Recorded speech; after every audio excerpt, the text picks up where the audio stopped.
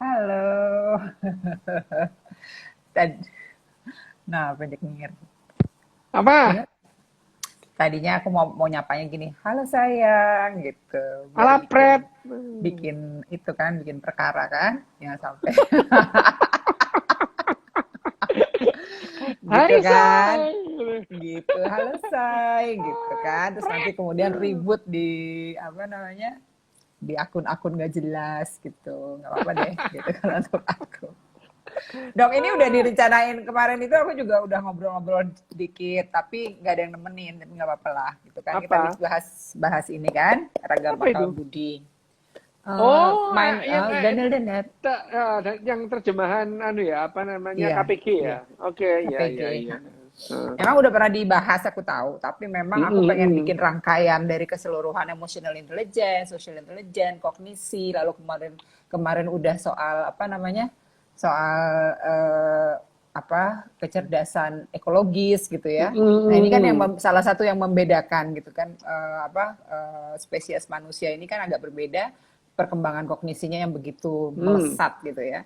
Ditulis Mm. oleh Daniel Dennett dengan 3.579 kata dalam bahasa Inggris gitu. Maka dia sebenarnya menyatukan konten memulai kayak semacam postmodernisme gitu Ism. ya untuk dia Postmodernism. postmodernism Oke. gitu. Karena dia kan sebenarnya filsuf, tapi tumben banget ada seorang filsafat yang menuliskan sebuah fakta gitu secara biologis dan melihat satu-satu gitu. Nah, pertanyaannya memang sederhana sih sebenarnya pemikiran-pemikiran spesies manusia ini. Udah dijelasin sih, aku udah baca duluan di Harari gitu ya, tapi memang sama Ah, sebenarnya sama aja iya gitu. iya. Tapi memang Ah. konten-konten tersebut memang memang terus-terus menarik dan sebenarnya bagaimana sih kesadaran manusia itu muncul secara evolusioner loh, bertahap. Lalu kemudian kesadaran itu kan secara evolusioner itu kan sebenarnya relatif baru ya untuk perkembangan spesies manusia ini gitu. Nah, gimana sih sebenarnya proses-proses evolusi itu muncul ketika kemudian evolusi kognisi loh, otaknya aja yang ini yang berevolusi gitu atau kemudian termasuk bentuk tubuhnya juga mengikuti gitu. Coba deh dok, mulai dari situ aja deh langsung karena teman-teman Ah, karena punya waktu seminggu jadi mereka sempat sebagian udah sempat baca. baca. Oke, bagus kalau Oke, baca ya. Memang iya ya, dalam dalam bukunya ini siapa namanya si Daniel Jenet. Dennett yang ini eh, Hmm. di, ingat banget aku. Ini di aliannya pertama lah, di aliannya pertama dia Iya, sudah bilang, betul. saya ini seorang filsuf gitu ya. Filsuf, ya betul. Nah, saya itu seorang filsuf dan saya bukan saintis itu. Dan filsuf itu lebih banyak bertanya daripada menyediakan jawaban. Itu sudah apa namanya sudah jadi pakemnya filsuf itu ya bahwa filsuf itu memang mempertanyakan hal-hal yang mungkin tidak ada jawabannya. Ya. Beda sama? Beda sama agama. Agama itu Yes. adalah menjawab segala sesuatu yang nggak ada pertanyaannya itu. Oh, ini Aku loh, cuma yang batuk. itu yang bikin kamu dibilang bahaya itu ya gini-gini loh. Sehingga serangan datang dari negara api Dari sering gitu api kan. negara api. Hanya saja ya kalau Heeh. kita apa namanya uh, kita bicara mengenai bukunya Daniel Dennett yang ini ya Yang yang yang ragam akal tapi budi. ya Ragama Kalbudi sebetulnya itu si siapa namanya Harari itu di buku-bukunya itu sudah menjelaskan dengan gamblang lah ya. Ya. Secara sederhana pikiran Daniel Dennett itu seperti apa. Jadi mengenai uh, siapa namanya si Harari itu menjelaskan dengan lebih sederhana daripada Dennett ya. Dennett orang filsuf ya, bulat lah ngomongnya. Ngomong misalnya buku ini ada 6 bab deh ya.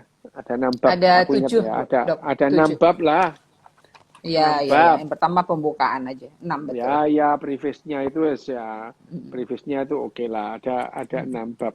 Nah, di bab terakhir itu dia membedakan antara our mind dan the other mind Dan itu.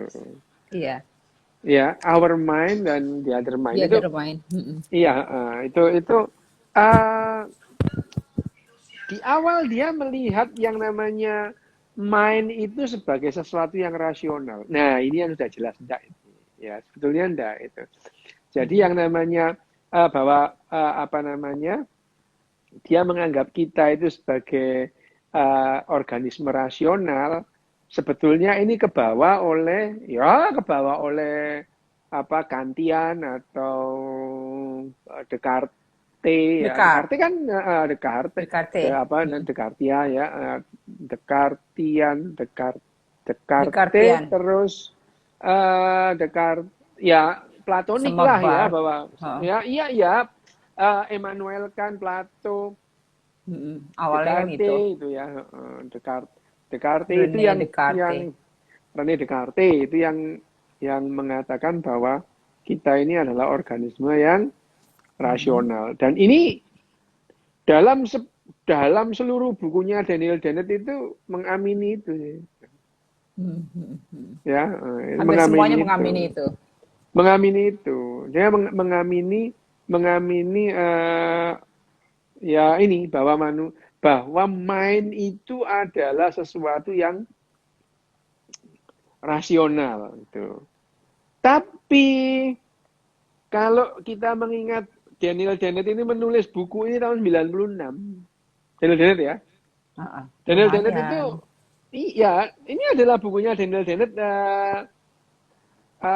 yang tahun 96 gitu ya. Dan Daniel Dennett dan waktu itu yang namanya bagaimana orang itu memahami emosi itu tidak seperti sekarang. Jadi kalau ya mungkin Daniel Dennett kalau sekarang nulisnya mungkin akan berbeda gitu ya. Ya. Hanya waktu itu tahun 96 itu pengetahuan Soal jangankan pengetahuan filsuf ya tentang yang namanya mind ini. Dokter aja waktu itu juga nggak banyak yang tahu. Tahun 96 itu nggak banyak yang tahu. Bagaimana padahal sebetulnya neuroscience sudah ada. belum. Neuroscience kan berkembang tahun 90-an memang ya, 90, 93, 3. 92, 93 itu lagi gencar-gencarnya. 96 Baru mulai, Dok. baru mulai ya. Bahkan yang namanya si Mbah Biangnya si apa yang sering-sering disebut oleh Daniel Goleman si Joseph Ledoux itu Joseph dia Ledoux. dia baru nulis setahun setelah Daniel Setelah Goleman. buku Setelah Dennett bukunya Goleman yang si yang apa emosional. namanya Emotional Intelligence, 1 tahun kemudian Joseph Ledoux menulis Emotional Brain. Emotional Brain. Nah, itu yang terjadi. Nah, pada saat itu lah Daniel Dennett itu nulis buku itu ya, nulis buku ini. Kinds of Mind, judulnya itu Kind of Mind. Apa diterjemahkan apa namanya? Ragam akal Ragam budi. akal budi. Jadi memang Ya, banyak gitu. ragam akal budi. Tapi ya agak kepleset sedikit ya. Mind kan bukan hanya akal budi itu. Iya, itu kan supaya orang Indonesia bye-bye aja rasanya. Bukan. Maksudnya itu kalau diartikan bahwa mind itu adalah akal budi. Memang iya ya, betul. Artinya Daniel Dennett itu mengatakan mind itu sebagai sebuah kesadaran penuh ya. Dalam segala hal kita melakukan itu dengan kesadaran penuh. Apa mindfulness lah istilahnya ya. Mindfulnessmu Iya. itu ya. Mindfulness. Hanya mindfulness-nya di sini sejak misalkan di bab 3 ya, yang apa namanya body and mind gitu ya. Tubuh dan akal budinya. Body and mind ya. Body and soul. Enggak, body and mind. Body and soul mind itu. Itu Body and judulnya soul film. itu. Bukan. Merek baju. Body and soul itu judulnya film. Enggak, merek baju kalau aku. Alah kamu ini judulnya film. Ya, terserah gue dong, ada di Bali kan jualannya merek baju. Oh iya, Body and Soul itu ya. Di mana itu? Di Kuta Ubud. ada. Di Ubud. Kuta. Ya, Ubud ada. Ya wes lah, oke lah. Gak penting banget. Oke, ya wes. Nah sekarang kalau kita membahas bukunya ini ya, yang kita ngomong mengenai tubuh dan Dan body mind-nya. and mind ya, Body body and and mind. mind, body and mind itu ada di bab 3 ya, Ya. bab 3. Nah, di di sini itu ada kesan bahwa ada dualisme Ya. antara yang namanya body and mind gitu. Ya. Jadi dalam hal ya filsafat biasa itu ya, filsafat itu biasa bahwa yang namanya terus kemudian mengklasifikasikan bahwa di dalam tubuh itu ada dua entitas misalnya ya, body and mind gitu. Nah, sebetulnya yang namanya body itu, mind itu kan ya tidak bisa terpisah dari body. Ya itu ya. Nah, itu yang apa namanya yang dalam buku ini ya tidak tidak sejalan dengan apa yang dikatakan bahwa ya sebetulnya mind itu adalah ya hasil kerja dari body itu. Makanya kalau kita berbicara mengenai biopsikologi, kenapa kok dibilang biopsikologi? Artinya dalam biopsikologi itu kan ada bio dan psikologi. Bahwa yang namanya psikis kita itu dibentuk oleh sesuatu yang biologically ya, biologi itu. Dan biologi ini kalau kita breakdown lagi itu adalah fisika. Biologi ini adalah kalau di breakdown dia jadi fisika. Kenapa loh? Ya yang namanya biologi disusun oleh bahan-bahan kimia, bahan-bahan fisika. Ada karbon, ada hidrogen, ada nitrogen gitu. Jadi yang namanya kita ngomong biopsikologi itu adalah kita menjabarkan psikologi dari dasar-dasar fisika gitu.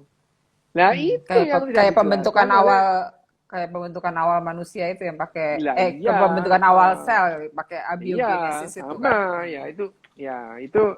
Nah, di sini Daniel Dennett ya memang dia filsuf ya, dia tidak apa namanya tidak notice atau memang tidak itu tidak dijadikan highlight di bukunya dia.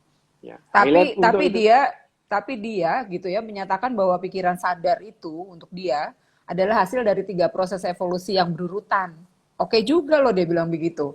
DNA itu ya robot yang dia katakan sebagai robot, lalu kemudian narasi gitu kan.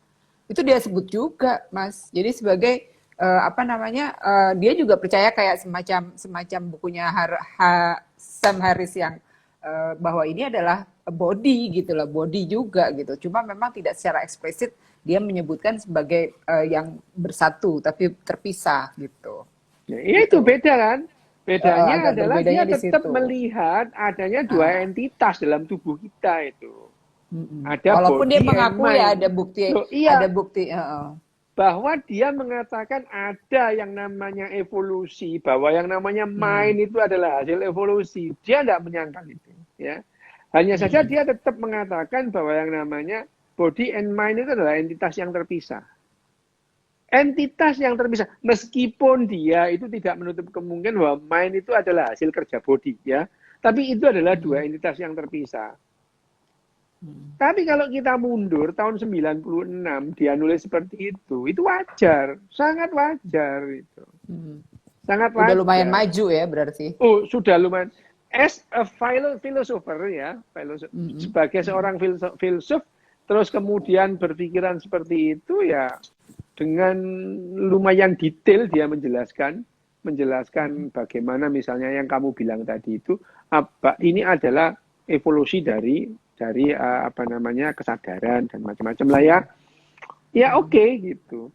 Hanya saja kalau kita berbicara mengenai neuroscience, ya kan tidak dikelompokkan seperti itu. Bahkan yang namanya tempat kesadaran itu kita nggak tahu. Misalnya tidak bisa kita ketahui atau kita tidak bisa misalkan menunjuk pinpoint ini loh letak kesadaran, kan nggak bisa. Gitu. Seluruh otak bekerja bersama. Ya, kesadaran itu adalah seluruh otak itu bekerja membentuk yang namanya kesadaran gitu ya, bahwa itu hasil evolusi. Oh iya, dulu adalah nenek moyang kita ya nggak sadar gitu ya, nggak insaf gitu.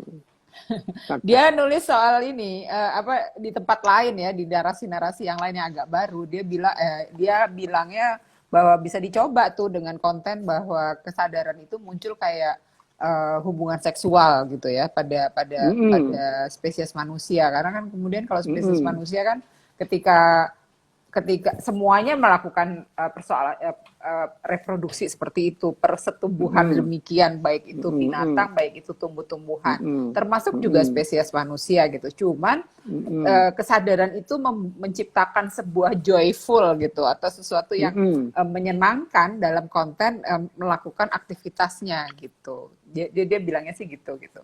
Jadi apa namanya perubahan evolusi itu memang tidak seperti yang dimaui karena manusia berjalan demikian, tapi dia eh, perkembangannya yang membedakan adalah itunya apa namanya ada sense-nya, ada apa ya? Ya itulah joyful-nya yang dia sebut itu.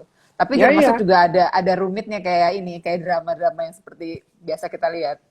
lah iya, ini dramanya itu lebih benar-benar. Misalnya dalam Hmm. apa ya, berapa ya itu ya, yang how Bab intentionality become bab focus dua, itu ya. bab dua, bab dua. Bukan bab 4 itu. Kalau how be Intentionalities intention itu sistem how how intentionality. intentionality become Oh, become focus. fokus. Oke, oke, Iya, oke. itu ya. Ya itu bab It- 4. Nah. itu bab 4 ya. Itu di bab Mm-mm. 4. Di bab 4 itu dia berbicara mengenai from phototaxis to Tuh, metafisik. tuh ya. Metafisik. Ya, Betul. itu ada ada dalam babnya itu ya. Aku kok ingat ya. Hmm. Aku kok ingat ya. Itu ada. Itu dia highlightnya itu pada from phototaxis Tuh, to metafisik. ya ada itu. Metafisik gitu ya. Dia Mm-mm. itu metafisik. Dia menjelaskan bagaimana hal-hal yang biologically itu dia tetap Mm-mm. tidak menampik adanya metafisik gitu. Tetap Sementara kan ya. kalau ya namanya fisika ya fisika, tidak ada yang meta-metaan itu loh, ya ada itu ya. Kalau kita berbicara tentang fisika ya fisika sudah, metafisika itu kan terus akhirnya berkembang jadi orang itu bisa telekinetik lah, menggerakkan barang-barang dengan pikirannya. Jadi beda banget. Nah ya itu kan jamput itu namanya itu kalau udah ngomong kayak gitu itu. Ya, itu itu itu itu adalah memang pembahasan filsafat sih, bahwa dia mengutip istilahnya membedakan antara Popper dengan yang lain. Itu dalam Hmm. buku itu loh dibahas loh. Iya, iya, Jadi iya. Popperan itu Aku ya, baca. bagaimana Mm-mm. Popper Popper apa Terus namanya, apa ya? Mm-mm. ya bahwa manusia Popper itu ya, manusia menurut Popperan itu Karl akan Popperan tuh membeda. ada di Ya, tantangan ini manusia ke depan itu loh Popper nah bukunya. ya Heeh. itu ini di buku itu pun, maksudnya di buku Mm-mm. Kind of Mind itu dia juga menjelaskan itu ya, Mm-mm. menjabarkan lah, menjabarkan pemikiran Mm-mm. dia mengenai hal ini, tentang yang dari apa namanya fototaksis ke metafisik itu. Metafisik ada. Ya itu kan dia menjelaskan bahwa sebetulnya metafisik itu ya dia tetap tidak bisa, as a philosopher itu ya, dia tidak bisa meninggalkan bahwa metafisik itu ada itu ya. Hal-hal yang kita yang namanya metafisik itu ya bukan bukan apa namanya bukan bukan hal-hal yang non fisika, cuman itu adalah tidak bisa diobservasi itu ya. Itu menurut dia ini ya. Ya Sama jadi ama itu ya siapa? Hume sama si Hume ya ya kan Hume kan filsafat. sangat Jadi Humenian. sebenarnya Heeh. Hume juga gitu, bahwa yang namanya Mm-mm. ada hal yang namanya metafisik, ada ini fisik, ini ada metafisik. Mm-mm. Jadi David Hume dalam hal ini tidak Iya. jauh berbeda dengan pemikiran Dennett. Hanya Dennett ini kan memang orang-orang baru ya. Dia Mm-mm. sangat sangat sangat dekat dengan ya Force Horseman yang lain ya. Jadi ya kalau dia berbicara dengan misalnya eh, ya seru sih kalau kamu dengar dialog dia dengan si siapa namanya Hitchen Dawkins. atau Hitch. Hitchen atau si Richard Dawkins itu seru. Hmm. Nah, balik lagi ya kita Hmm. berbicara ke bukunya ini. Misalnya ini kita ngomong tentang fototaksis. Fototaksis dia bilang ya, kalau fototaksis itu adalah itu murni fisika sih sebetulnya itu. Ya, itu murni fisika itu bahwa yang namanya fototaksis itu murni fisika, bahwa yang namanya sinar-sinar tertentu. Nah, kalau sinar itu terus kemudian memberikan energinya atau memantulkan energinya ke dalam satu sel gitu ya. Terus sel itu bisa merespon bahwa dari mana? Iya, dari fotonnya ya. Foton ini energi bisa memberikan sel itu langsung berespon, langsung pada selnya. Ada yang namanya fototaksis, dia bergerak karena cahaya tadi. Nah, itu ya murni fisik sebetulnya. Itu bisa dibuktikan kayak yang kalau kita ngelihat di PET scan gitu. Lah iya, Apa kayak gitu? Itu kan beda. Kalau ini kan kita ngomong soal sel ya, sel. Jadi misalkan kan sel ada sel-sel tertentu yang merespon cahaya gitu ya. Merespon cahaya dan dia itu bisa saja menjauhi cahaya atau mendekati cahaya ya. Itu yang apa namanya? Itu fototaksis itu. Fototaksis itu. Ada yang kemotaksis itu. Ada lagi kemotaksis. Kemotaksis itu contohnya apa? Sperma itu kemotaksis itu. Sperma itu dilepas itu dia akan mendatangi sel telur itu, ya. Ya, itu adalah taksis itu ya. Aku tak ngombe sih. Gowo itu pantesan apa namanya? Apa? Pantesannya berat banget nih. Gowo kayak ngono iki. Lho, sing mbok angkat iku pas iku ono 4 botol, ya mesti abot. Oh, bang, ini apa ya Allah gitu kan. Alhamdulillah minzalik yang berat banget gila. Terus Iku nang kantore menteri yo. ya makane gendeng wae. Gitu. Tapi aku juga dikasih birnya nggak apa-apa deh. Gitu. Yeah. Tapi anyway, oke, balik lagi. Jadi evolusi memang dimaksudnya untuk kan tidak dirancang, tapi memang kemudian yang menarik dari dia adalah melihat itu gitu. Fenomena tersebut dia lihat, fenomena filsafat sekali. Dia orang filsafat tapi dia melihat fenomena-fenomena biologis dan fisika yang pada masanya orang tidak pernah mengaitkan gitu. Itu menurut saya yang agak lebih ini. Nah, itu juga kemudian dia menyebut sebagai pembentukan kognisi manusia itu selain dari DNA-nya yang sudah ada, dia juga makanya berevolusi dengan membangun narasi gitu. Nah, narasi inilah yang menurut aku menjadi menarik karena kemudian si spesies manusia ini jadi agak berbeda dari kecenderungan yang tadinya bahasa jadi muncul. Nah, yang lebih lucu lagi adalah munculnya bukan kesadaran itu, tapi munculnya agama yang dia agak merasa you harus tahu gitu. Narasi ini bisa membentuk begitu gitu. Sepertinya gitu di tulisannya. Gitu. Jadi kalau orang menganggap sebagai anti agama ya bukan anti agama, tapi sebenarnya ya memang itu narasi yang terbentuk gitu, dan itu secara swarm intelijen nggak hanya tubuh tapi kemudian masyarakat gitu yang bertanggung jawab untuk perubahan-perubahan sosial itu gitu. Gitu sih Dok kalau yang aku lihatnya. Gimana kalau Dokter? Ya, saya lagi ya dia ini kan ya kalau dia tidak bisa dianggap sebagai orang yang mirip-mirip Descartes, paling ya atau ya Kant lah dia ini ya itu. Ya Immanuel ya jadinya ya. Ya Immanuel lah dia seperti Immanuel Kant lah, lebih banyak seperti Immanuel Kant. Nah, betul. Tetap saja dia dia uh, dia tetap saja bahwa dia ini adalah ya filsafat sejati sih memang. Dia memikirkan itu tidak mengarah pada satu hal, dia membuka semua hal meskipun dia punya prinsip gitu ya. Prinsipnya itu tidak bisa diubah. Bahwa misalkan dia ini platonik lah, dia ini sebetulnya. Dia ini lebih platonik ketimbang Aristotelian sebetulnya loh ya. Kalau kita melihat ya. Ketimbang Aristotelian. Ya, more Plato, dia lebih platonik gitu. Plato. Nah, kalau kita ngomong esensialisme, terus kemudian ada yang namanya kalau apa namanya ada dua entitas dalam tubuh kita. Apa bukan platonik namanya? Oh iya juga sih. Ya kan apa bukan platonik kalau dia itu mengatakan ada dua entitas dalam tubuh kita. Itu kan Plato yang pertama kali mengatakan dalam tubuh kita itu ada dua kuda, yang satu kuda hitam, kuda putih.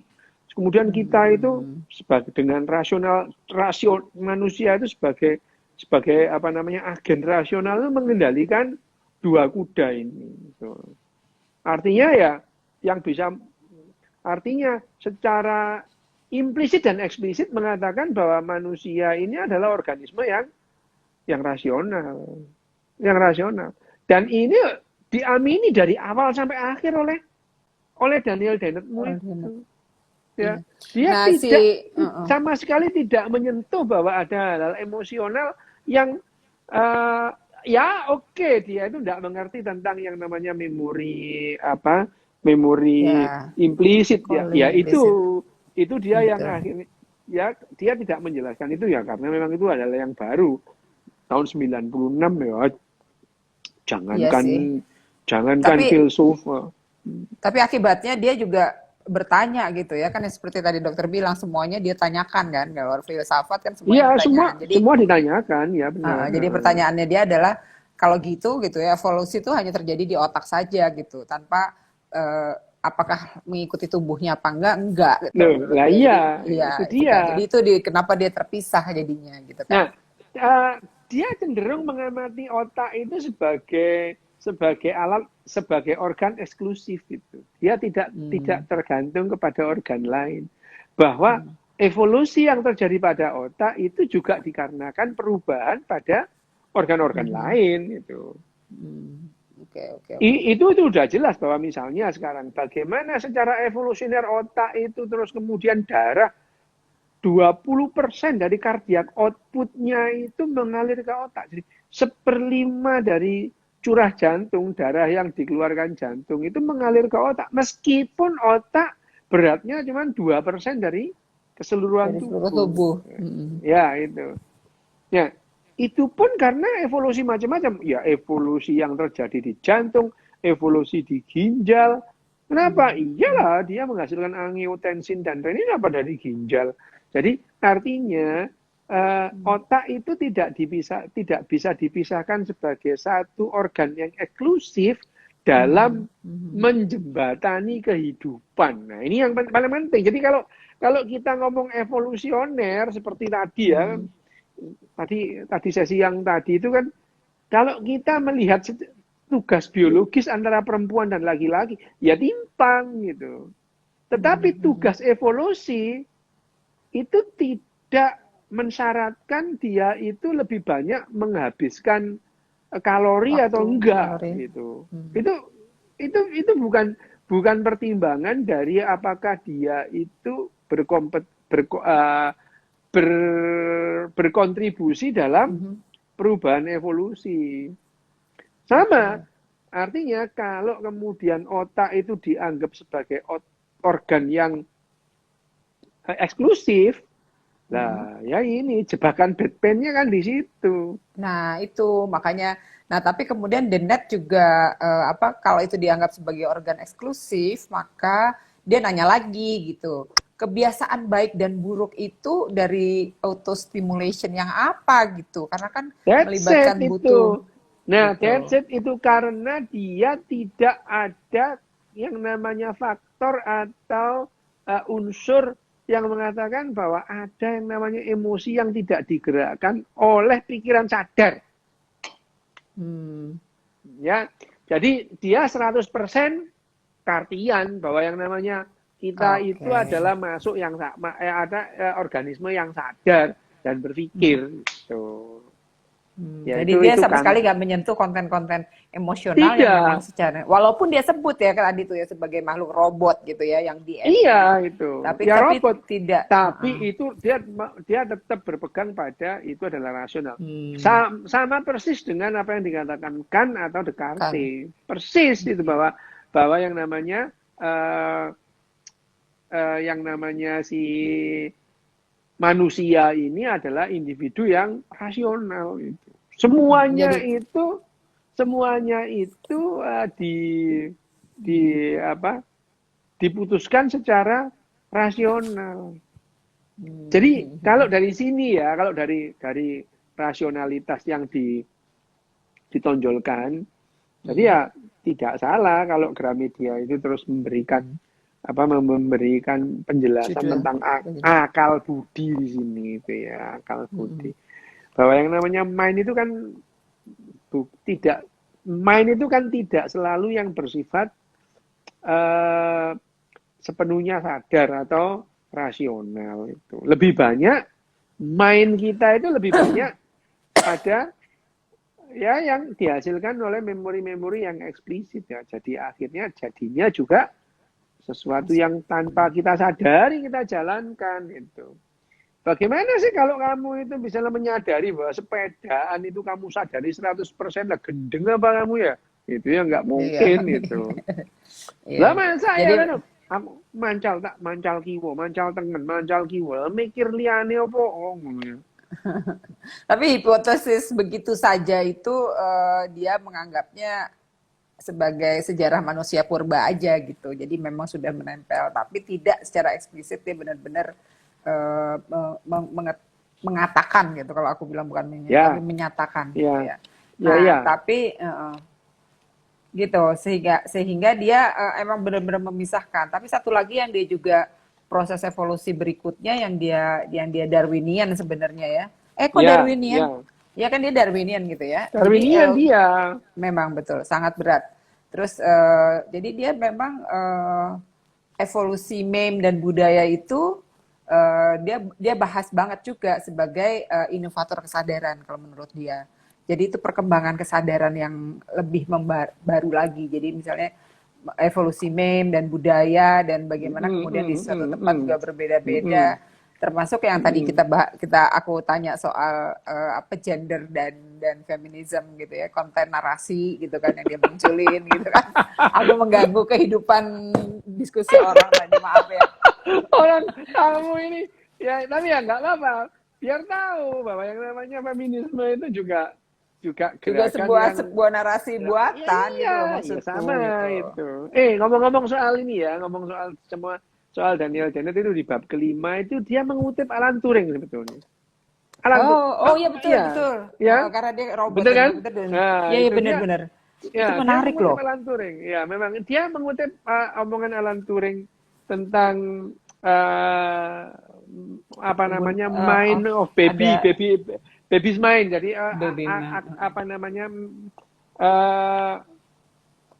bahwa yang namanya mind itu adalah bayi yang belum dilatih gitu.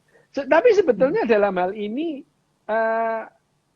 Turing itu juga melihat bahwa yang namanya exercise, latihan atau training itu jauh lebih penting daripada berpikir itu sendiri ya. Makanya dia membuat alatnya itu kan sebenarnya alat yang tidak berpikir sih. Alat yang otomatis. Iya, tapi itu alat otomatis. Mesin Turingnya itu. Ya. Nah, dia bikin soal alam yang tidak berpikir, tadi dia menciptakan akal budi. Jadi memang dia explore betul bahwa perkembangannya selain asli DNA-nya, tapi kemudian faktor struktur sosialnya juga mempengaruhi betul gitu, mempengaruhi untuk dilatih seperti apa. Sebetulnya kalau dia mengutip Alan Turing ya, dalam hal ini ya bahwa yang namanya bahwa yang namanya main itu adalah seperti bayi yang belum dilatih gitu ya. Dilatih loh, ya, train ya. Bukan dididik itu ya, dilatih itu. Nah, jadi ya bagi Alan Turing kan bilang bahwa yang namanya main itu harus mendapatkan disiplin dan inisiatif itu. Dari mana itu? Masa from nowhere itu? Mak bedunduk gitu kan tidak. Gitu. Dok, nanti kalau misal aku nggak kelihatan. I have problem with my kacamata. Jadi kalau misalnya Kenapa? ada pertanyaan yang kira-kira hilang kacamata gue yang benar. Lah itu Kalau apa? kira-kira kurang, semuanya kurang nih. Aku punya 5 biji, 5-5-nya kurang. Gak mutu plus. Jadi kalau ada kira-kira pertanyaan yang make sense, you liatin. Gitu. Jadi Kalau emang pertanyaan masuk angin apa? dok, tumben jaketan. Iki ngosok ini memang tadi di atas itu ya harus pakai beginian gitu. Kalau enggak itu dimarahin itu. Ya itu balik lagi ini kemana ke yang tadi yang dibilang sampaikan Evolusi mem. dia mengutip Alan Turing dalam bab 5 itu ya. Mengutip Alan Turing di bab 5. Nah, di situ sebenarnya kalau melihat apa yang dikutip Alan Turing itu ada sesuatu yang otomatis dalam tubuh kita itu dan itu tidak bisa disebut sebagai akal budi kalau akal budi itu identik dengan pikiran yang sadar dan rasional. Nggak bisa. Ya nggak? Kalau kita ngomong Iya, bahwa betul. akal budi itu adalah didasarkan pertimbangan sadar, gitu. Pertimbangan sadar. Berarti itu kan tidak bisa dianggap ada sesuatu yang otomatis dalam tubuh kita ini. Seperti yang dikutip, yang disampaikan Alan Turing. Ya, disiplin dan inisiatif. Itu di luar sadar. Gitu. Termasuk belajar hal-hal yang sebenarnya normatif gitu ya, kayak belajar diri, belajar jalan gitu kan. Itu kan Nah, sesuatu ya, yang ya itu kan yang masuk yang namanya memori implisit itu. Memori. Bagaimana cara jalan itu memori masuk dalam otak itu.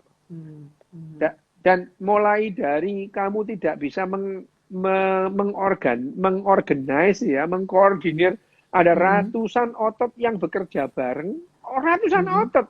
Mulai dari otot leher, otot tangan, otot kaki, otot perut. Dalam proses jalan itu, semua itu berkontribusi membentuk satu jalan yang posturnya paling bagus itu. dan Jadi, tapi juga mengikuti ini ya, mengikuti lingkungan tapi kan, nah, mengikuti ya dia itu melihat. akhirnya sekali kamu melakukan itu, otot-ototmu akan disiplin melakukan hal yang sama.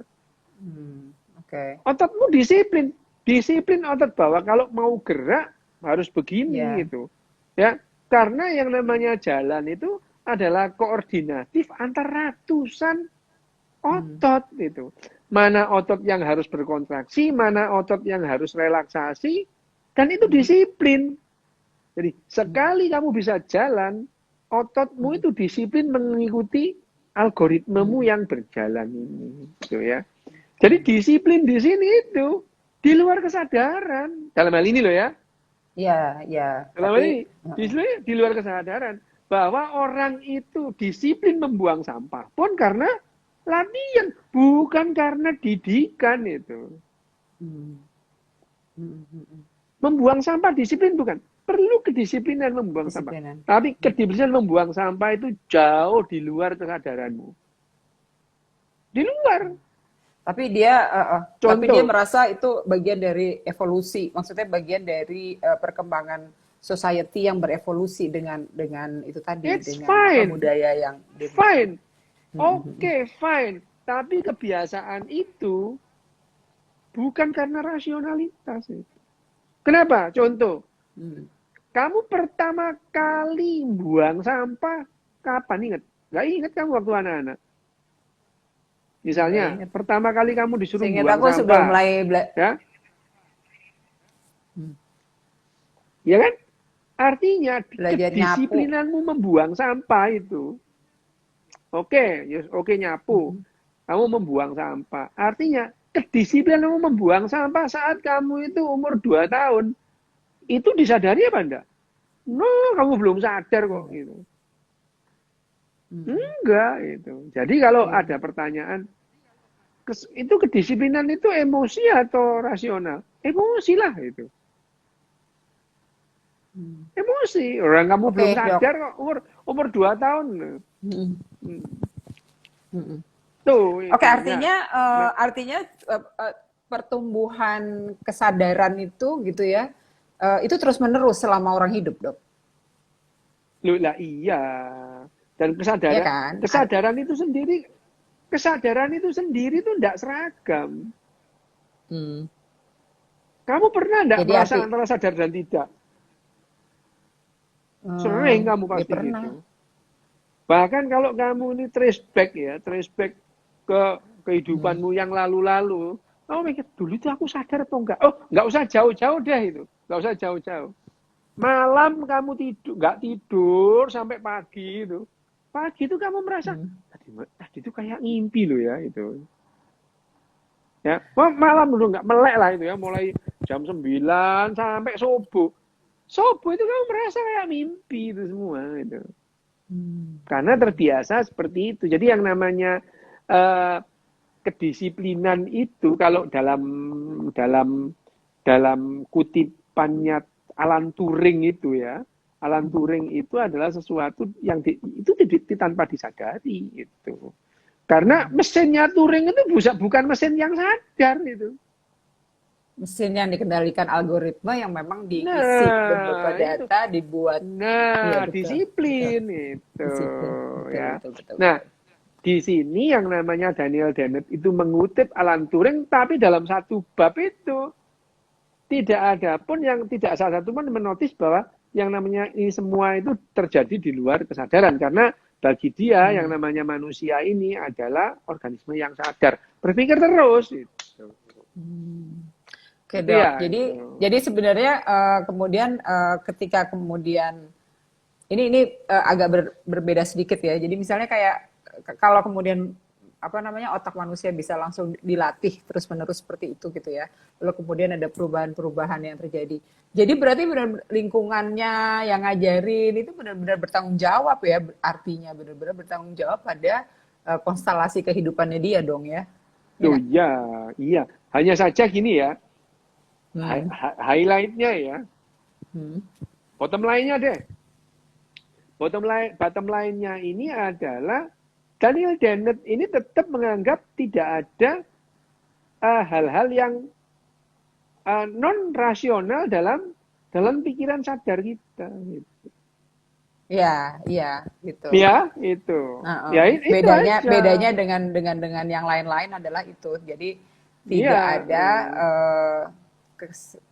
apa ya, semuanya sadar, semuanya kesadaran Iya. yang ini. Termasuk Tidak kemudian ada nih, yang tidak ada yang irasional dalam tindakan sadar itu. Ya, Pak. Padahal kita itu enggak rasional banget. Kamu makan pernah nggak nginget itu berapa gigitan menelan? Si aku tak menelan yo. Kan enggak itu otomatis menelan itu. Ngambek ngomong aja tahu-tahu habis itu ya. Mulu entek itu. padahal mindfulness ngajarin beda tuh. Mindfulness Nah, kalau yang meditasi itu ngajarin berbeda. Kita diajarin tetap. nah ini ya, Heeh. ini yang kita jangan salah atau misleading mengenai mindfulness itu ya. Mm-mm. Mm-mm. Kita ini ngomong mindfulness. Pertanyaannya, orang Eropa itu ribut nggak sih dengan mindfulness? Enggak. No, Mulai laku itu. sih sekarang. Ya, Sekarang enggak. mulai itu. Enggak ribut. Tapi mereka menyadari penuh setiap apa yang dia lakukan itu. Ya. Dari dulu tuh kita aja ngomong mindfulness. Enggak. Klaimnya orang Asia loh, klaimnya yang banyak mengadopsi hal-hal Mindfulness. tersebut. Mm-mm. Oke, gini ya Kak. Ini Klaim. klaim oke, tapi faktanya gini ya. Mindfulness itu bisa didapatkan dari meditasi. Misalnya ya, nanti Ya, aku mau sebagian ngomong gitu. meditasi. Oke lah, apa kalau bukan meditasi yang dijual? Oke, dari meditasi. Pertanyaannya, dari 1 juta orang meditasi, berapa yang mindfulness? Yang sampai Ya, bisa selamat datang sakit, halo apa kabar itu. Itu nggak sampai Itu satu. kalau latihan, kalau si ini apa pendeta Buddha yang memang udah Lah latihan ya dari itu. kecil. Aku pertanyaannya, apakah semua pendeta Buddha itu bisa kayak gitu? Enggak, Ya enggak susah. itu. Dia udah jadi Makanya, Dalai Lama dulu baru bisa. bahkan Dalai Lama enggak itu. Hmm. Dalai Lama itu, ya, bahkan Dalai Lama itu dia itu minta tahun 92 itu. Dia minta Mm-mm. Victor Davidson Aku itu baca tuh. untuk Mm-mm. meneliti itu, untuk Mm-mm. meneliti. Dalai Lama itu saya Aku baca nggak tuh. percaya. Ada berapa tahun gitu untuk Ya kemudian dia meneliti hal nggak tersebut. percaya nih. Makanya dia tuh minta yang namanya neuroscientist itu meneliti. Diundang itu si Victor Davidson itu. Kamu kan Mm-mm. kamu kan ahli otak. Coba dong diteliti itu loh. Apa namanya meditasi itu gimana itu. Mm-mm. Dan setelah dilakukan mulai tahun 92 sampai Mm-mm. tahun 18, berapa itu berarti? 8 tambah 18, 26 tahun itu. Iya. 26 tahun Oh, di seluruh iya. dunia, ada sekitar 480 sekian penelitian yang Mm-mm. yang memberikan manfaat untuk kesehatan, nah nggak sampai 16, 17 biji itu ya. Hmm. Ya, Ya, tapi kan itu apalagi orang-orang yang udah terlatihnya luar biasa. loh, enggak oke. Bahkan bahwa yang namanya orang dengan latihan meditasi itu terus kemudian dia bisa eh, saking nafasnya semua di apa namanya dikontrol, dia sadar nafas, tarik nafas, keluar nafas itu sampai itu Mm-mm. dikontrol gitu ya. Mm-mm. Nah, Mm-mm. tapi pertanyaannya adalah sekarang dari sekian banyak juta orang itu beberapa orang yang bisa melakukan itu dengan menjalani teknik meditasi tertentu. Mm. Ya, pertanyaannya, kalau ada 1 juta orang yang bisa hanya 2 orang, teknik ini teknik bagus apa enggak? Ya enggak lah. Sekarang ya, Iya, lewis lah. tekniknya bagus, cuma yang menjalaninya nggak ada No, gitu enggak. kan. Nah, apa bedanya? Ada Oke. 1.000 orang menjalankan teknik yang berhasil Mm-mm. cuma 2 orang, 2 promil. Itu Mm. kan sama dengan pertanyaan, kalau ada 100 orang batuk, dikasih satu obat, 80 orang sembuh. Obat ini bagus nggak? Baguslah Ya, 80% sembuh. Tapi iya. kalau ada 100 orang batuk, dikasih obat ini, hanya satu yang sembuh, obat ini jelek apa enggak? Ya, Ya jelek. jelek. Sekarang ada teknik yang konon bisa membangkitkan mindfulness dari 1.000 orang yang sampai cuma 2 orang. Ini Hmm.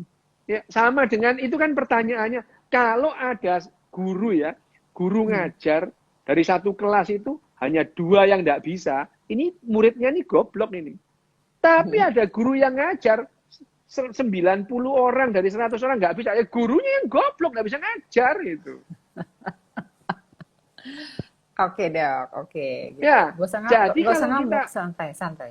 ya aku ngamuk aku kalau perkara sing ngawur gini gitu ya. Ya, Iya memang. masalahnya kita ngomong mindfulness, mindfulness, mindfulness, mindfulness. Yang kamu mindfulness itu apa sih gitu? Bahwa kalau Hmm. kita mengatakan mindfulness itu bahwa kita itu harus menyadari semua aktivitas yang kita lakukan. Lah kamu gendeng apa gimana itu? Biarkan yang namanya bisa secara eksplisit itu jalan ya biarin gitu. Lah Iya. ngapain pula kamu tuh sepedaan itu kanan, kiri, kanan, kiri. Gendeng takon iki. Iya. Ya biarin aja santai kanan kiri kanan kiri. Ya sih Tapi ngombe arti ngombe. tenang, tenang. Tapi gini dong, artinya kan ketika kita kita bisa melatih otak kita gitu ya, lalu kemudian kesadarannya udah ada, lalu sekarang ini beda kan kalau anak-anak kan memang dilatih dengan lingkungan yang melihat dan segala macam. Nah sekarang ini kan kita tahu ada perubahan-perubahan sosial yang bisa kita ikuti, ada budaya yang mungkin baru, ada kondisi-kondisi yang baru yang secara fleksibel sebenarnya kita bisa belajar gitu kan. Butuh kedisiplinan, tapi itu mungkin nggak terjadi atau generasi yang akan menjawabnya atau kita sebenarnya bisa mengubah diri kita gitu maksudnya Ya, kayak gitu deh, gitu. Sesuatu yang kita bisa Ya, fokuskan banget gitu. nah Gimana? ini overrated lah ya. Gitu. Sebetulnya Overrated. sekarang itu iyalah itu kita sekarang kalau kita berbicara mengenai sesuatu itu apa yang konstruktif itu ya, Mm-mm. konstruktif misalkan ya udahlah gampang-gampang kan cara membuang sampah itu. Gimana sih orang membuang sampah itu dengan mindfulness itu kelinci pencucu itu loh buang sampah kok mindfulness itu ya itu. Ya coba kali aja pada mau gitu Lah ya ya, dengan benar sekarang itu berpikir gitu kalau loh. anak kecil diajarin buang sampah umur 1,5 1 tahun itu ya Mm-mm. umur 1 tahun. Apakah bisa anak kecil umur 1 tahun itu mindfulness itu? Ya enggak. Tapi yang Yes, pertanyaan, that's it. Bahwa yang namanya disiplinan membuang sampah itu tidak perlu mindfulness. Gitu. Yang diperlukan mindfulness itu adalah keputusan-keputusan rasionalmu itu. sehingga ketika keputusan rasional kita sudah stand Keputusan still gitu. iya, keputusan rasional kita itu kita Mm-mm. paham betul yang namanya konsekuensinya itu. Kalau kita membahas ya yang namanya misalnya itu ya, kita misalkan apa namanya biasanya mindfulness itu diidentikan dengan pendeta-pendeta yang bisa yang namanya melakukan meditasi 40 tahun terus kemudian bahkan dia itu nyeri pun nggak apa-apa. Selamat datang nyeri, gundulmu apa? Ya itu. Sekarang itu Tetap harus beli itu, beli obat kalau aku. Iya lah udah. itu bener nggak bisa. Nah, sama ini kembali ini ada hubungannya dengan yang kita ngomongin soal Daniel Dennett ini itu ya. Mm-mm. Bahwa yang namanya pikiran sadar kita, pikiran sadar ya.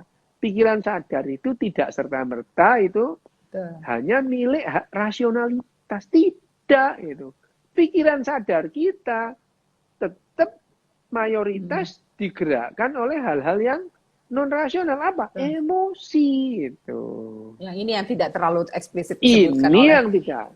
Ya karena memang waktu itu yang namanya memori itu seperti apa Daniel Dennett mungkin ya tidak belum mendalam sampai belum di mendalam. situ Tuh. belum ada gitu. Ya Dok, kalau waktunya misalkan waktunya apa? tinggal 7 menit Nah, iya, gitu kan. Nah, ya wis.